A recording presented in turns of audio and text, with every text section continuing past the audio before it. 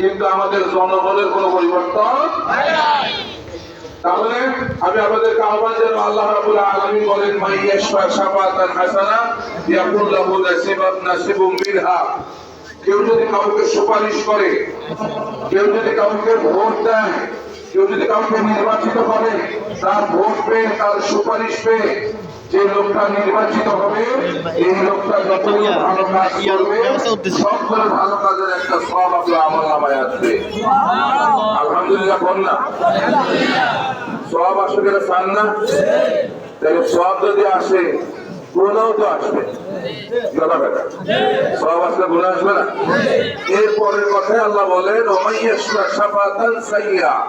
কেউ যদি কোনো মন্দ লোককে, খারাপ লোককে, যদি প্রহীন লোককে, চাঁদাবাজ লোককে যদি সুপারিশ করে ভোট দেয়, নির্বাচিত করে, এই লোকটা যতটা খারাপ কাজ করবে, যতগুলো খারাপ কাজ করবে সবগুলো খারাপ কাজের একটা গুনাহ আপনার আমল নামায় আসবে। তাহলে আমি আপনাদের সামনে আহ্বান জানাতে চাই, আমাদের মুরব্বী, আমাদের আহ্বান মাস্টার রুহুল আমিন ভূঁইয়া, তিনি একজন ভালো মানুষ, কি বলেন? তিনি একজন সৎ মানুষ, তার দ্বারা এক পয়সা দুর্নীতি হবে না, হবে না, হবে না। কারণ কি বলবেন? আন্দাজে বলেন, আন্দাজে না।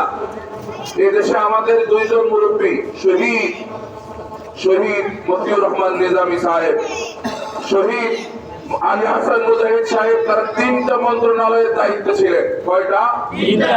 তারা 5 বছর দায়িত্ব পালন করেছেন 3টা মন্ত্রণালয়ে। এরপরে 2006 সালের 7 সালে যখন কি বলে যে এই সরকার আসলো, কি সরকার? তত্ত্বাবধায়ক সরকার যখন আসলো, তখন দুর্নীতি দমন কমিশন যখন এদেশের বহু নির্বাচিত এমপি মন্ত্রীকে যখন কারাগারে ঢোকাইছে, আমাদের এই 2জন মন্ত্রীর পিছনে তারা ঘুরছিল, কিন্তু তারা এক পয়সার স্বজন প্রীতি আর দুর্নীতি তারা মাইক্রোস্কোপ যন্ত্র তারা খুঁজে পায় না। আলহামদুলিল্লাহ। এই জন্য আমরা সেই আশা, সেই বিশ্বাস থেকে বলতে চাই, বাংলাদেশ জামাত ইসলামের কোন এমপি, কোন মন্ত্রী এক পয়সার দুর্নীতি করবে না। এই এলাকার জন্য যদি 1 কোটি টাকা বরাদ্দ হয়, কথার কথা 1 কোটি টাকাই কাজ হবে ইনশাআল্লাহ।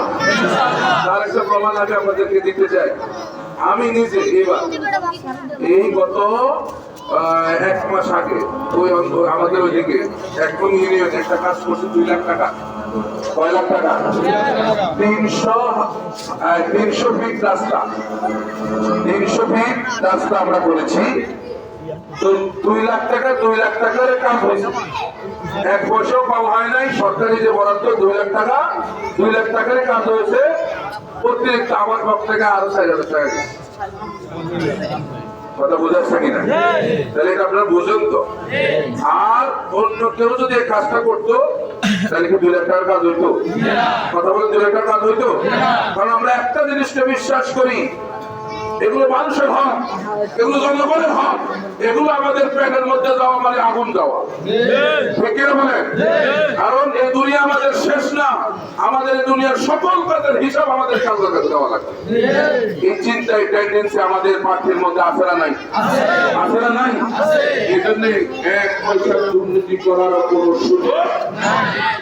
আলহামদুলিল্লাহ এই বছর এবার লক্ষ্মীপুর 2 আসলে আমরা একজন যোগ্য প্রার্থী পেয়েছি, একজন সৎ প্রার্থী পেয়েছি, একজন আদর্শবান প্রার্থী পেয়েছি। আলহামদুলিল্লাহ বলেন।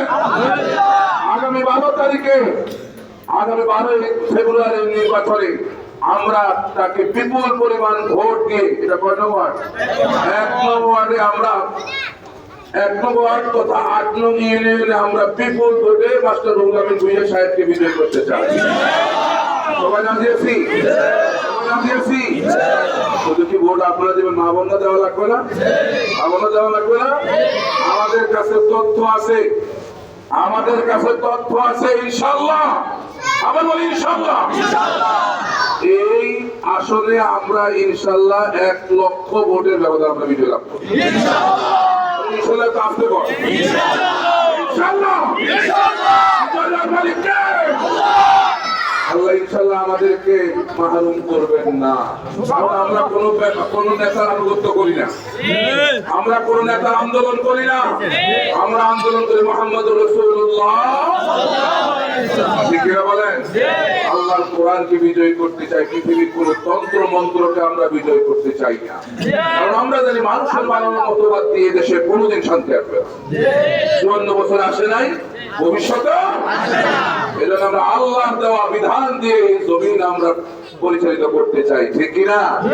যত আমাদের বিরুদ্ধে যত প্রপাগান্ডা তারা ছাড়ুক না কেন, ওই যে আল্লামা ইকবাল বলেছেন, ঝড়া ফাটা, ঝড় দেখে ভয় পেও না, এই ঝড় এসেছে তোমাকে মাটি থেকে আকাশে তুলবার জন্য। সুতরাং আজকে বাংলাদেশ জামাত ইসলামের বিরুদ্ধে তারা যত অপপ্রচারই করুক না কেন, এই সবগুলো আমাদের প্রতিদিন ভোট পাচ্ছে। আলহামদুলিল্লাহ, প্রতিদিন ভোট পাচ্ছে।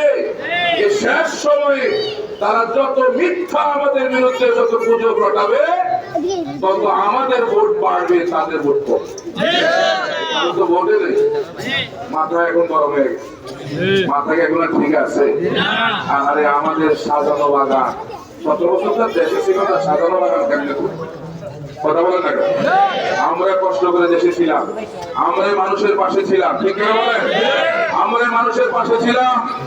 দুঃখ, কষ্ট, নির্যাতন, শোষণ, এমনকি আমাদের মাথার তাজগুলোকে, সিনিয়র নেতৃবৃন্দগুলোকে দুনিয়া থেকে বিনা অপরাধে শহীদ করে দেওয়া হয়েছে। আমাদের মতিউর রহমান নিজামী সাহেবকে শহীদ করে দেওয়া হয়েছে। আমাদের শহীদ আল্লামা দেলোয়ার হোসেন সাইদি সাহেবকে ইনজেকশনের মাধ্যমে দুনিয়া থেকে বিদায় করে দেওয়া হয়েছে। কে বলেন? এই সকল কিছুর প্রতিবাদ হবে 12 তারিখে ব্যালট বিপ্লবের মাধ্যমে ইনশাআল্লাহ। আল্লাহর পক্ষে ব্যালট বিপ্লবের মাধ্যমে আমরা এই সকল কিছুর বিচার ইনশাআল্লাহ সেদিন করব। রাজি? রাজি? সর্বশেষ কথা হচ্ছে, মা বোনরা ভোট দেবেন, আপনারা ভোট দেবেন, কিন্তু কেন্দ্র পাহারা দিয়ে রাখতে হবে। কেন্দ্র যদি আমাদের সামনে থেকে ভোট বাক্স যদি কেড়ে নেয়, আমরা কি পুরুষ?